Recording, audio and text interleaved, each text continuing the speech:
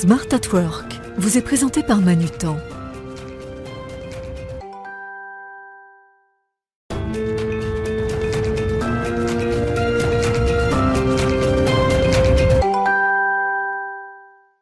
Bonjour à tous, bienvenue dans Smart at Work, votre émission mensuelle autour du concept du bien travailler. Alors ce mois-ci, une seule question, celle qui intéresse toutes les entreprises en ce moment, le désengagement des collaborateurs est-il une fatalité ? Les entreprises, on le sait, ont toutes du mal à recruter. Elles doivent maintenant faire face en plus à une sorte de démotivation généralisée.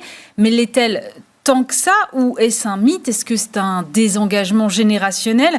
D'ailleurs, est-ce vraiment un désengagement ou un nouveau comportement auquel finalement nous allons tous devoir collectivement nous adapter ? Comment manager les équipes aujourd'hui quand la relation au travail est en plein questionnement, en plein bouleversement et que nos référentiels ne sont plus vraiment d'actualité ? On en parle tout de suite avec mes invités dans Smart at Work.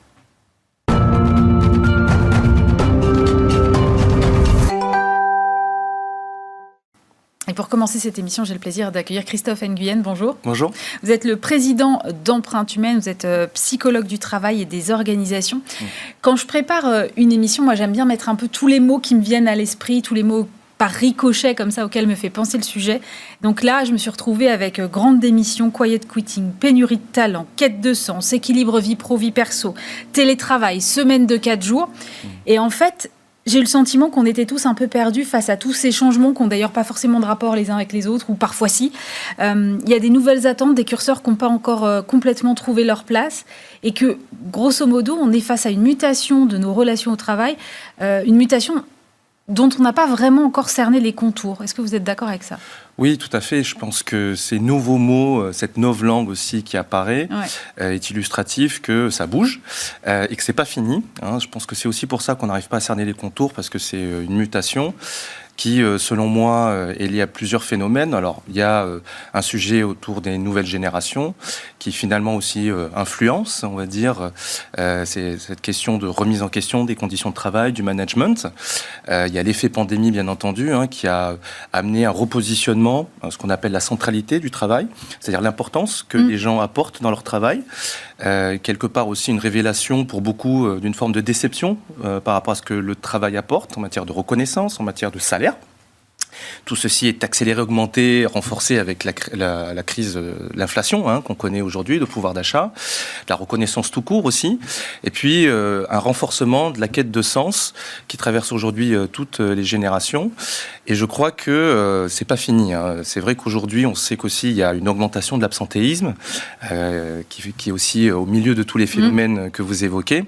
Même si en France, par rapport aux États-Unis, on parle pas de grandes démissions. On n'a pas eu ce phénomène, on a eu des soubresauts, on va dire, une augmentation. Oui, mais moi, je parlais il y a 1 an de big absentéisme, plutôt s'il n'y avait pas la grande résignation. Du fait aussi d'un autre système, on va dire, un autre marché du travail. On voit qu'aujourd'hui, la première cause des arrêts maladie longs, c'est la question de la santé mentale. Donc derrière tous ces termes-là, pour moi, c'est cette notion-là, la quête, on va dire, du bien-être au travail, et notamment la place centrale de la santé dans le rapport au travail, qui pour moi est devenue une valeur plus que jamais cardinale dans sa recherche de travail, dans l'équilibre des vies, effectivement, aujourd'hui, dans les moteurs qu'on peut trouver vis-à-vis de son travail, et dans les nouvelles attentes qu'on a vis-à-vis de son employeur. Ça veut dire que les entreprises ont un levier pour agir là-dessus. Oui. Selon vous, si on remet entre guillemets le bien-être au travail au cœur des préoccupations de l'entreprise, ça va inverser cette tendance ? Oui, je crois que les entreprises, il y en a qui s'en sortent mieux que d'autres. Aujourd'hui, malgré cette tendance de fond, avec tous les termes que vous évoquez, il n'y a pas un DRH qui dit il n'y a pas des choses qui se passent, ça c'est sûr. Et on voit qu'au-delà des problèmes de pénurie, j'ai envie de dire quantitative, de ressources qu'on peut trouver et de formations qu'on peut avoir sur le marché de l'emploi, c'est la question véritablement de comprendre ces nouvelles attentes et notamment d'y répondre surtout derrière derrière ça avec des conditions de travail qui soient renouvelées. Le dernier conflit en date autour des retraites a bien montré qu'effectivement, il y avait des crispations autour de ça. Il y avait un député, l'autre jour que j'écoutais, qui disait que ça révélait une certaine forme de souffrance au travail, d'une certaine façon, de se projeter quand même, de se projeter 2 ans de plus au travail qui crée autant finalement d'insatisfaction. Ça dit quelque chose effectivement de cette tension qui existe entre d'un côté les attentes des salariés et les conditions de travail et ce qu'ils retrouvent, ce qu'on leur donne en matière de reconnaissance et de retour par rapport au travail. Donc ça, je pense que c'est un phénomène de fond qui n'est pas fini. Il y a d'autres choses qui vont se passer. En tout cas, tous les indicateurs prédictifs, on va dire, montrent qu'il n'y aura pas une diminution de l'absentéisme, il n'y aura pas un réengagement. On entend ça, j'aime pas trop ce terme parce que c'est un peu tarte à la crème, on met beaucoup de choses, sans prendre en compte la question du bien-être au travail, mais de la bonne façon. C'est-à-dire que les salariés n'attendent pas qu'on leur dise, l'employeur va leur promettre un massage sur chaise, des médecins du travail partout, avoir une approche doloriste, si vous voulez, c'est pas ce qu'ils attendent. Ils attendent d'être bien payés, tout d'abord, surtout dans le contexte actuel, d'être reconnus, d'avoir de bonnes relations de travail, d'avoir un bon management et qui se préoccupe effectivement de cette question du bien-être, de l'équilibre des vies des personnes pour être durablement performants. Ils ne demandent pas, si vous voulez, des cadeaux supplémentaires, je sais pas, que des chèques, beaucoup de chèques resto, beaucoup de télétravail, beaucoup de pouf, j'ai envie de dire, dans les locaux. Beaucoup de baby-foot, comme on a vu à une période. Voilà. On voit bien que c'est tombé à l'eau, tout ça, c'est des modes qui sont passés. Mais je crois que c'est plutôt autour du travail en lui-même que le sujet est. On ne parle pas assez du travail aujourd'hui dans les entreprises, tel qu'il est fait. La moitié des salariés disent qu'ils passent de plus en plus de temps pour faire des choses qui n'ont pas de sens pour eux et qui les empêchent même de faire un boulot de qualité. C'est-à-dire des réunions inutiles, des process lourds qui ne sont pas forcément compris, du reporting qui n'a pas de sens pour eux et qui est chronophage. Résultat, ils n'arrivent pas à faire leur boulot dans leur semaine, dans leur journée. Ils le font le soir, le week-end, ou comme ils peuvent. Et ça, c'est pas satisfaisant, c'est pas durable. Et je crois qu'il faut recentrer, réhumaniser un peu ça aussi, pour apporter plus de sens et d'utilité vécue pour les salariés. Si je schématise, c'est moins de process, plus d'humain. Voilà. Plus de confiance, plus d'autonomie laissée, plus de reconnaissance, effectivement, et de bien comprendre ses attentes, parce que là, je lance des grands mots, mais il faut le faire métier par métier. Il faut comprendre, effectivement, qu'un jeune n'a pas les mêmes besoins, les mêmes attentes qu'un senior, en matière de reconnaissance, en matière de développement. Tout le monde a envie de bien faire son boulot, et aujourd'hui, on a quand même une majorité de salariés qui disent « j'arrive pas à bien le faire, et je m'éloigne de mon cœur de métier ». Et on m'empêche d'une certaine façon. Si bien qu'il y a un chiffre qui nous interpelle et qui, je pense, est en augmentation, c'est qu'il y a une majorité de salariés qui disent « je ne suis qu'une ressource pour les dirigeants ». Alors qu'ils soient dans l'administration ou que ce soit dans les grandes entreprises, je suis une machine à produire d'une certaine façon et ils sont un peu éloignés. Vous voyez, c'est cet aspect, on va dire, je pense, qui est assez illustratif d'avoir un besoin, d'avoir plus de sens et d'humanisation du travail. C'est-à-dire, qu'est-ce qu'on fait ensemble aujourd'hui, pourquoi on le fait comme ça, et avec quels moyens on le fait, dans quel objectif, pour qu'on soit fier de ce qu'on fait finalement et que ce soit utile. Et ça veut dire quoi utile pour les uns et les autres, et qu'on soit reconnu. Et ça veut dire quoi les uns et les autres. Votre sens au travail, c'est pas le même que le mien. Non, et mon sens, ma vision de la reconnaissance n'est pas certainement la même que la vôtre. Voilà. Et là, il ne faut pas faire les réponses avant de poser les questions, pardon. Il faut écouter les gens. Et je pense que c'est un vrai sujet aujourd'hui où la charge de travail augmente. La dernière étude de l'INSEE le montre, post-Covid. Ouais. Il y a une accélération des projets. Il y a comme un effet rattrapage. J'ai beaucoup d'entreprises, moi, qui me disent on a pris un rythme pendant la crise Covid, on a accéléré. Post-Covid, on est toujours dans ce rythme-là, d'où quasiment un salarié sur 2 qui se dit épuisé au travail. Ouais, voilà. C'est énorme. C'est énorme. Ouais. On va poursuivre cette discussion dans un instant avec 2 autres invités.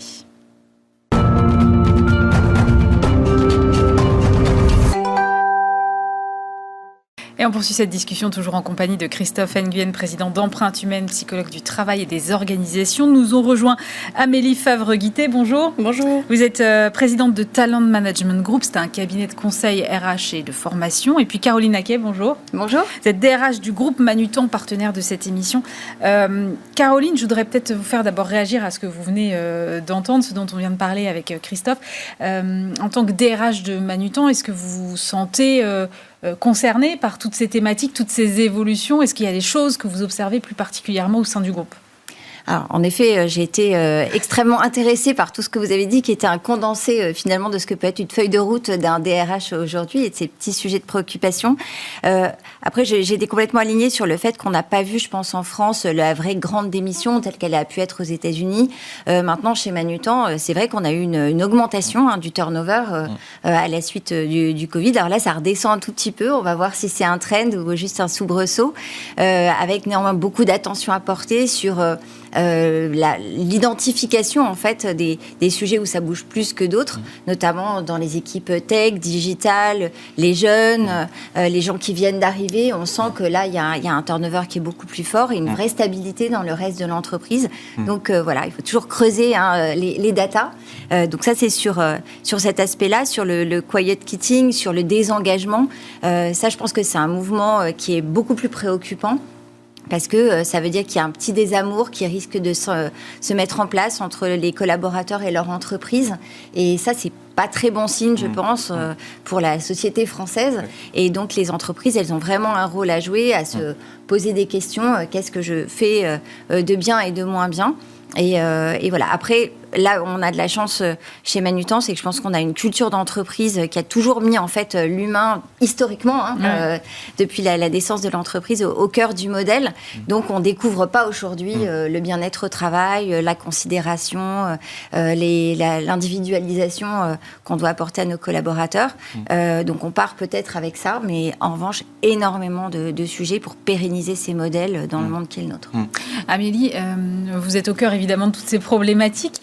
Et d'abord, pour revenir sur le désengagement, le désamour dont parlait Caroline à l'instant, est-ce que c'est mesurable? Comment est-ce qu'on le mesure? Parce que finalement, quelqu'un qui est derrière son écran, qui en fait un peu le strict minimum, ça ne se voit pas forcément tout de suite, immédiatement. Ça se voit pas tout de suite. Alors, beaucoup d'entreprises ont mis en place des process, les fameux longs process. Il y en a effectivement beaucoup trop dans les entreprises. Des enquêtes satisfaction. Aujourd'hui, il y a des petits robots qu'on peut installer sur les ordinateurs où, au moment du démarrage, on va demander comment se sent le collaborateur. Est-ce qu'il se sent épanoui? Est-ce qu'il se sent heureux? Est-ce qu'il s'ennuie? Et donc, il a juste à voter en quelques secondes. Et donc, à la fin, on a les RH qui vont analyser toutes ces données pour voir un peu comment se sent l'ensemble. Mais ça marche vraiment, ça, ou c'est un peu gadget et finalement, on répond vite fait parce que ça nous ennuie plus qu'autre chose? Il y a un peu des deux quand même. Ouais. Il y en a où c'est un peu gadget, où effectivement, quand on demande aux collaborateurs, avant d'ouvrir sa session, de voter pour pouvoir avoir sa session d'ouverte, effectivement, c'est le côté un peu gadget. Et puis beaucoup vont dire, bah oui, mais dans mon service, on n'est pas nombreux. Donc si la data est collectée par service, on va vite savoir de qui ça vient. Et donc il y a cette crainte aussi de tout dévoiler, de tout dire. Ouais, bien sûr. Alors les langues vont se délier plutôt lors des réunions un peu officieuses ou entre camarades, à la cantine ou ailleurs, où là, ils vont commencer à se dire les choses. Et si on a un manager ou un RH qui traîne l'oreille, va peut-être ressentir des choses. Mais le turnover est souvent le premier signe qu'on va repérer, qui va être un élément décisif et où là, on va dire, OK, on voit des gens qui s'en vont, il va falloir réagir très vite. Christophe Nguyen, tout à l'heure, vous avez évoqué rapidement un effet générationnel. Oui. Est-ce que finalement, il y a un vrai désengagement des collaborateurs ou, pour reprendre une question de mon camarade de jeu Arnaud Ardouin, ce sont en fait de nouveaux comportements? Moi, je pense qu'il y a les deux. C'est vrai que si on parle des jeunes générations, ce qui est assez frappant quand on les écoute, c'est effectivement elles sont un peu perdues par rapport à la crise Covid. Elles n'ont plus les mêmes codes, elles n'ont pas les mêmes repères et ce que représente l'entreprise, finalement, est un peu nébuleux parce qu'elles ont vécu les confinements et elles ont, pour beaucoup, appris leur métier ou la fin, ceux qui arrivent sur le marché de l'emploi, la fin de leur diplôme derrière un écran. Et ça, c'est terrible parce qu'on n'apprend pas un métier derrière un écran. On voit toutes les difficultés en 100% télétravail, intégrer des nouvelles personnes et les turnovers, j'imagine, quand vous entendez les nouvelles recrues, quand elles partent, elles disent j'ai pas été bien intégrée ou j'ai pas compris en fait comment ça se passait. Et ça, c'est très important. Et ça, c'est encore l'humain dont on parlait. Et ça s'apprend avec les autres. Et ne pas voir le travail se faire, effectivement, c'est compliqué. Hein. Au-delà d'arriver dans des locaux vides ou à moitié vides, et finalement de se dire qu'est-ce que je fais là, je serais mieux chez moi. Il y a cette question, effectivement, chez les jeunes, une vraie préoccupation aussi en termes de santé, de recherche de sens. Ils sont un peu perdus, ils ont vécu d'énormément de bouleversements. Et surtout, quand ils regardent l'entreprise, ça on le voit, et d'ailleurs la majorité des salariés le disent dans nos enquêtes, que la façon dont on a traité ou on traite les seniors influence forcément quelque part les jeunes. Et ils se disent, on les entend beaucoup dans les lignes d'écoute, chez les étudiants on a des lignes d'écoute notamment, dans certains groupes, et ils disent, moi j'ai vu mes parents s'écrouler pour un rien, pour leur travail, à la maison. Je les ai vus passer des heures pas possible finalement, et du jour au lendemain il y a eu un PSE, ils étaient contents de prendre le PSE, voilà, ils ont fui d'une certaine façon. Vous voyez, je caricature, c'est pas voilà, mais quand même globalement il y a ce désenchantement du rapport dans le monde du travail qui n'est pas le lieu d'où quelque part peut-être l'attrait des startups qui promettent quelque chose. Alors, qui ont leurs propres difficultés de management. Voilà. Et on l'a vu, et qui tout de suite sont dénoncés dans les réseaux sociaux, et qui tout de suite, parce que finalement, je pense que c'est des attentes déçues qui finalement créent beaucoup finalement de déclarations, enfin voilà, de dénonciations de ces phénomènes-là. Mais par rapport à l'entreprise, j'ai envie de dire standard, je pense qu'il y a beaucoup de choses à faire. Là, je pense que c'est un problème de santé publique et qu'on ne fait pas assez dans les écoles pour accompagner la santé des jeunes qui arrivent dans le monde du travail. Ils sont vraiment en difficulté. Toutes les études épidémiologiques montrent que c'est une catastrophe. Et des pays, comme le Québec par exemple, demandent à ce que les écoles, les universités mettent en œuvre des actions, plans santé mentale pour les jeunes, parce qu'ils ont bien vu le problème. Nous, on est un peu dans l'angle mort là-dessus. Et on hérite de ça dans l'entreprise. Caroline, moi je me posais la question de savoir quel effet concret ça pouvait avoir sur l'organisation d'une entreprise, la performance d'une entreprise. Comment est-ce que vous appréhendez les choses? Parce que vous parliez de turnover, par exemple, si les conseillers clientèle changent tout le temps, j'imagine que tout ça a des incidences en fait concrètes pour les entreprises. Alors, c'est évident que ça challenge beaucoup l'organisation, et il faut aussi faire très attention parce qu'il y a ceux qui restent et qui, du coup, se disent « Oulala, mais comment on va faire alors qu'on est 2 de moins est-ce que ça va pas me retomber dessus ?» Donc, c'est pour ça qu'il y a une très grande vigilance à avoir. Néanmoins, je vais essayer d'être un petit peu peut-être polémique en disant qu'il y a une opportunité pour les entreprises, c'est de repenser l'organisation du travail. Finalement, est-ce que le travail qu'on faisait à 4 avant, est-ce qu'on a toujours besoin de ces 4 personnes pour le faire, maintenant qu'on a un nouvel outil, maintenant qu'on a travaillé sur des process un peu d'efficacité, maintenant qu'on s'est dit que la paperasse, c'était terminé.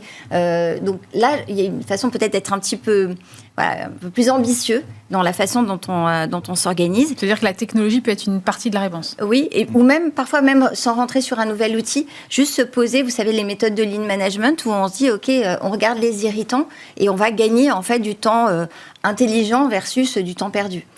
Et un autre sujet, c'est la formalisation de notre knowledge management. Je suis désolée pour l'anglicisme, puisqu'en fait, souvent, quand quelqu'un s'en va, c'est mais oui, mais on perd la compétence, on perd l'historique. Ben oui, mais on perd la compétence et l'historique parce qu'on n'a pas été suffisamment malin pour l'historiciser, pour la formaliser, pour l'écrire, pour avoir un book de report. Et ça, c'est parce qu'on l'a pas fait. Donc, je pense que, et notamment pour les petites entreprises qui n'avaient pas forcément cette culture. Moi, je vois chez Manutan, là, on a une vraie alerte en disant maintenant, il faut qu'on soit beaucoup plus rigoureux sur la formalisation de ce qu'on fait pour qu'on soit moins dépendant d'un homme ou d'une femme qui, du jour au lendemain, va... voilà, donc, c'est un wake-up call pour les entreprises. Et voilà, d'une contrainte, il y a toujours une opportunité. Donc, je pense que ça, c'est 2 sujets très importants, en tout cas, pour nous. Amélie, votre réaction là-dessus? Très intéressant. Je rebondis par rapport aux jeunes aussi, notamment. Le fait qu'ils n'arrivent pas à trouver du sens, qu'ils ne comprennent pas non plus leur arrivée. Ils ont du mal avec leur arrivée dans le monde du travail. Et effectivement, il y a un problème dès la formation, dès le démarrage. On leur explique pas la réalité du terrain, comment ça va être dans les entreprises. À un moment, il va falloir rapprocher l'entreprise et l'école. On est d'accord que... Ils ont beau faire des stages, de l'alternance, c'est à ce moment-là, ils se rendent compte qu'il y a un décalage entre ce qu'on leur raconte à l'école et ce qu'ils voient véritablement sur le terrain. Et c'est aussi ce qui va créer du désengagement, des démissions ou des changements de carrière. Moi, je vois plein d'étudiants qui ont terminé leur bac+5 et puis à la fin, ils disent en fait, je sais pas ce que je veux faire, ça correspond pas à ce que j'ai envie, le métier sur lequel je me suis formée, ça me plaît pas. Donc c'est effectivement, il y a un gros problème de de désengagement et de turnover où ils vont se chercher. Ouais. Donc en ce moment, c'est la folie sur l'ikigai où je me pose plein de questions pour essayer de comprendre ce qui me plaît. Donc c'est effectivement des choses qui sont très importantes. Et sur la partie knowledge management, c'est essentiel. Aujourd'hui, les entreprises commencent à le comprendre de plus en plus qu'il faut effectivement encourager les gens à alors mettre par écrit, beaucoup par vidéo aussi maintenant ça se fait, où les gens vont raconter leur quotidien, comment ils travaillent, quels sont les outils qu'ils utilisent, comment ils arrivent à se processer eux-mêmes pour gagner en efficacité. Donc tout doucement, ça commence à se faire. Et puis il y a le côté où un jeune peut aussi apprendre des choses à un senior, le senior peut aussi apprendre quelque chose à un junior. Donc ce côté reverse mentoring peut aussi faciliter le côté transmission des connaissances et des compétences pour que l'entreprise puisse toujours s'améliorer et répondre à ce fameux wake-up call et se dire OK, on a compris par rapport à ce que les jeunes nous disent, parce qu'ils ont besoin d'être écoutés aussi quand ils arrivent dans l'entreprise, et par rapport à ce qu'on faisait jusqu'à présent, voilà comment on pourrait améliorer nos process et notre manière de nous organiser en interne. Donc effectivement, il y a beaucoup de travail encore. Oui, la formation, le partage de la valeur, la raison d'être, la culture d'entreprise, tout ça, c'est des leviers qui sont assez clairement identifiés. Mais Christophe Nguyen, est-ce qu'ils ont vraiment Est-ce qu'ils sont suffisamment palpables, suffisamment engageants aujourd'hui pour les collaborateurs ? Non, pour beaucoup, ça reste quelque chose qui est énoncé, quelque chose qui est dit, mais qui n'est pas dans le quotidien ou dans l'expérience du collaborateur. Voire, il peut y avoir des contradictions entre ce qui est dit et ce qu'on vit au quotidien. Vous voyez, quand on dit empowerment, confiance, autonomie, puis après c'est reporting, process. Bon, c'est le process. Pourquoi ? C'est le process. Bon, effectivement, ils comprennent pas. Vous voyez, ça, c'est une incohérence. Et sur ça, moi, on voit partout avec les entreprises qu'on accompagne, même institutionnelles, organisations de différents types, c'est les jeunes, en fait, ils nous décontenancent dans leurs demandes. Alors, ou bien on entend c'est tout de suite, ou bien c'est effectivement, ils sont moins motivés. Alors, les gens disent oui, ils sont moins motivés, puis on entend, ils ont raison aussi, parce que, bon, ça nous dit, ça nous re-questionne sur le management, et on n'a pas forcément parlé des managers là, ils sont aussi perdus par rapport à ces nouveaux rapports au travail. Ils disent, mais comment je repose mon management ? Quand ils voient des jeunes arriver avec des cheveux rouges qui vont travailler avec des gens, des personnalités politiques, vous voyez, il y a des codes qui ne sont pas été inscrits. Mais ils me disent, est-ce qu'on peut quand même, sans passer pour des harceleurs, dire que les cheveux rouges et le piercing et tout ça, ça ne le fait pas, c'est pas dans les codes. Ils n'ont plus les codes. Vous voyez. Donc il y a cette intégration et ce onboarding, je pense qu'il faut renforcer, il y a aussi ça, pour que dès le départ, j'ai envie de dire, l'expérience soit concrète autour de c'est quoi le métier, comment on se projette là-dedans, pourquoi ces codes, en quoi c'est important, revenir à des fondamentaux qui peut-être étaient plus implicites avant, parce que ça se transmettait on va dire comme cela, et puis je pense que ces nouveaux rapports au travail amènent des questionnements dans les nouvelles façons de manager, parce que dans les nouveaux rapports au travail, il y a des nouvelles postures, et confronté à du management contrôlant, du management qui fait pas confiance, du management qui apporte pas de valeur ajoutée, c'est-à-dire à quoi il me sert. Et d'ailleurs, avant, on parlait même d'entreprises libérées, on n'en parle plus, vous avez vu, c'est fini. On parlait de ce genre de choses. C'était à la mode à un moment, mais ça disait qu'on avait besoin d'efficacité. Et je crois que je rejoins ce que vous dites. C'est quoi l'efficacité ? Est-ce que c'est produire plus efficace, mieux ? Pourquoi pas ? Mais aussi, qu'est-ce qu'ils entendent, les salariés, par être plus efficaces ? Et ce qu'on entend aujourd'hui, à cause de l'intensification, c'est produire plus, mais moins bien. Et on le fait en chantant des choses. Donc on nous dit il faut arrêter de faire ce qu'on faisait avant et on va se concentrer sur des choses. Mais est-ce qu'on a pris en compte ce que les gens avaient besoin dans leur travail pour se reconnaître et être fiers là-dedans ? Oui. Faire 10 pièces de plus, c'est pas forcément ça qui va me rendre fier et content. Voyez, c'est est-ce que je le fais bien et qu'à la fin de la journée, je me dis « Ah, j'ai bien bossé, ça a été très utile ». Et aujourd'hui, le problème, c'est qu'on a beaucoup de gens qui disent « Je suis très bousculé, je suis très pris, chargé, mais à la fin de la journée, qu'est-ce que j'ai fait, quoi ?» Voilà. Caroline, qu'est-ce que vous conseillez justement à vos managers là, dont on vient de parler pour gérer ça ? On sait que le télétravail aussi a pu être une réponse en disant « Voilà, on allège, par exemple, la charge liée au transport, mais en même temps, certaines fonctions ne sont pas éligibles. Donc, est-ce qu'il faut faire vraiment du cas par cas, un management encore plus individualisé ? Quelle compensation pour les uns, pour les autres ? Oula, beaucoup de questions. Eh oui. Donc, non, en effet, déjà pour revenir sur le manager, c'est vrai que le manager de proximité, son rôle, il est absolument clé. C'est lui qui prend toutes les pressions du dessous, à côté, le télétravail. Donc là, il y a un accompagnement à faire. Il faut renforcer, mais plus que la formation. Nous, on est parti sur une continuité dans la formation du manager, en considérant qu'il n'est jamais en fait formé, et il va continuer parce que c'est vraiment un exercice de plus en plus complexe. Il faut être très clair quand on parle au collectif. Donc le collectif, nous, on les engage beaucoup avec le sens et avec une communication qui est même peut-être beaucoup. On leur parle tout le temps de ce qu'on fait, les résultats, les problèmes, ce qui marche pas, en se disant on est ensemble, on partage. Donc ça, c'est pour animer le collectif. Maintenant, vous avez raison, aujourd'hui, on a tous des attentes individuelles. Donc là, l'enjeu pour une entreprise, c'est d'avoir ce collectif, qui va dans une direction, qui comprend, qui est engagé, qui a confiance dans son comité de direction, par exemple, et aussi, ok, mais moi, je veux télétravailler, moi, je veux avoir telle formation, moi, je vais être augmentée comme ci, comme ça. Donc, comment on gère ça et il faut faire les deux. Il n'y a pas de secret. Et autre chose aussi qui est vraiment assez fondamentale et une clé de succès, c'est, vous en parliez, l'onboarding. C'est le fait de bien retravailler l'arrivée du collaborateur, parce qu'on met beaucoup de temps à les recruter. Et donc, si en effet, on n'est pas au rendez-vous, les fameux... la règle des 3, je ne sais pas si vous la connaissez. Ah non, alors allez-y, la règle des 3. Les 3 heures, 3 jours, 3 mois. Donc, les 3 heures, vous arrivez dans l'entreprise. Est-ce que votre ordinateur est prêt? Est-ce que votre manager est là? Est-ce que l'équipe vous a organisé un petit déjeuner, un petit bouquet? J'en sais rien. Vous avez votre bureau. Là, vous dites, on est content que vous soyez là. Je suis considérée. On m'attend en tant que personne. Donc ça, je ne suis pas une ressource, donc top.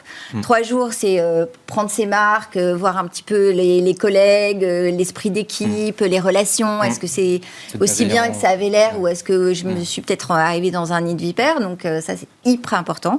Et les 3 mois, on les connaît. C'est le coup près un petit peu de la période d'essai. C'est le moment où on reconnecte ce qu'on attendait avec ce qu'on a eu. Et donc, c'est pour ça qu'il faut avoir une extrême vigilance en tant qu'entreprise sur ces 3 jalons. Et j'ai l'impression que pour le coup près des 3 mois, il est maintenant dans les deux sens. C'est-à-dire, c'est pas seulement l'employeur qui dit stop. L'entreprise est à l'essai aussi. C'est l'entreprise est à l'essai. De plus en plus, on a beaucoup de jeunes, et de moins jeunes d'ailleurs, dès qu'ils rentrent dans l'entreprise, maintenant analysent énormément de choses, 3 heures, 3 jours, 3 mois, mais même les J- avant d'arriver dans l'entreprise. Est-ce que l'entreprise m'a envoyé des emails? Est-ce qu'elle m'a déjà envoyé un organigramme, ce genre de choses? Donc déjà préparer l'onboarding avant d'arriver. Et effectivement, les personnes vont tout analyser. Ce côté transparence que vous disiez tout à l'heure, il est essentiel aussi pour les personnes pendant ces 3 mois et tout au long de leur carrière. Ce côté honnêteté de l'entreprise, c'est-à-dire qu'elle va me dire exactement ce qu'elle attend de moi. Elle va me donner exactement les moyens pour y arriver. Je vais pouvoir faire du feedback quand il faut à mon manager et lui va m'en donner. Et donc pendant tous ces 3 mois, la personne, elle va analyser tout ça. Et si elle se rend compte que pendant ces 3 mois, on n'a pas réagi à ses besoins à elle, c'est-à-dire elle a besoin peut-être de reconnaissance, elle a peut-être besoin d'une formation, elle a peut-être besoin de voir qu'on va pouvoir la faire grimper aussi rapidement. Donc après, chaque besoin est à chaque fois individuel. Et donc si on n'arrive pas à répondre à son besoin, à un moment donné, il va se dire ok, je vais m'en aller. Et ça, c'est très dur aussi pour une entreprise d'arriver à déceler quel est le besoin du candidat. Moi, c'est ce que j'appelle toujours la zone de négociabilité, c'est-à-dire qu'il faut savoir sur quoi on va pouvoir négocier avec le candidat, sur quoi il faut aller. Est-ce que le candidat a besoin d'évoluer? Est-ce qu'il a besoin de reconnaissance? Est-ce qu'il a besoin de formation? Est-ce qu'il a besoin d'indépendance, justement? Il a besoin de télétravail, qu'on lui foute la paix? Ou au contraire, il a besoin d'être encadré? Parce que d'autres ont besoin de se dire d'avoir un manager qui est vraiment de proximité. Donc là, le manager, il change de rôle. Ça devient presque un coach pour l'ensemble de ses équipes. Moi, je voudrais qu'on termine juste avec votre vision internationale, Caroline, puisque vous êtes DRH Group, donc vous êtes sur plusieurs pays. Est-ce que parce qu'on a quand même tendance à se regarder un petit peu le nombril parfois, est-ce que nos problématiques sont inhérentes à la France ou est-ce que ce sont des choses que vous avez observées aussi ailleurs et avec peut-être des solutions qui viennent aussi d'ailleurs? Pourquoi pas? Alors, en tout cas, au niveau européen, là, on est tous devant un marché du travail qui est très tendu. Les Pays-Bas, ils doivent même pas être à 5% de chômage, donc ils sont au plein emploi. Même chose pour les pays nordiques. Au UK, très compliqué le post-Brexit, parce qu'ils ont quand même beaucoup de travailleurs qui sont partis, travailleurs étrangers, et qui assuraient un peu toute la main-d'œuvre du quotidien. Ce qui fait qu'on se retrouve, nous, dans nos entrepôts au UK, à ne pas pouvoir recruter, alors qu'on pourrait se dire, c'est normalement des emplois qui ne demandent pas beaucoup de qualifications. Et il y a du débauchage de manutentionnaires au UK entre entrepôts. Oui. Alors qu'on aurait pu imaginer que c'était quelque chose plutôt pour les cadres, on offre des primes, enfin, voilà, bon. Donc, tout ça pour dire que c'est une réalité européenne et il y a beaucoup de développement de freelance. Donc, l'idée aussi que l'entreprise va devoir aller chercher des ressources en dehors de son scope, on va dire, de salariés classiques. C'est l'entreprise augmentée en quelque sorte. Voilà, c'est vraiment quelque chose sur lequel il faut en tout cas, chez Manutan, on travaille très sérieusement parce que ça va pas changer, je veux dire. Cette réalité, elle est là, elle s'est installée et je trouve ça très bien pour la société française qu'on aille vers le plein emploi. Donc, c'est aux entreprises de trouver des solutions. On va pas se plaindre toute la journée en disant « mais ma bonne dame, c'est devenu bien dur ». Ben oui. Et donc, il va falloir être créatif, il va falloir faire encore plus envie aux gens, voilà, corriger nos défauts, être très honnête avec nous-mêmes. Et moi, j'ai un petit rêve, c'est que finalement les entreprises collectivement progressent et qu'on arrive justement à corriger ce petit désamour qu'on peut voir de temps en temps entre les jeunes ou les moins jeunes et le marché du travail. Merci beaucoup à tous les trois pour votre éclairage. Je pense qu'on aurait pu poursuivre la discussion une demi-heure encore. Caroline DRH du groupe Manutan, Amélie Favre-Grité, présidente de Talent Management Group et Christophe Nguyen, président d'Empreinte Humaine. À très vite pour un nouveau numéro de Smart at Work. Smart at Work vous a été présenté par Manutan,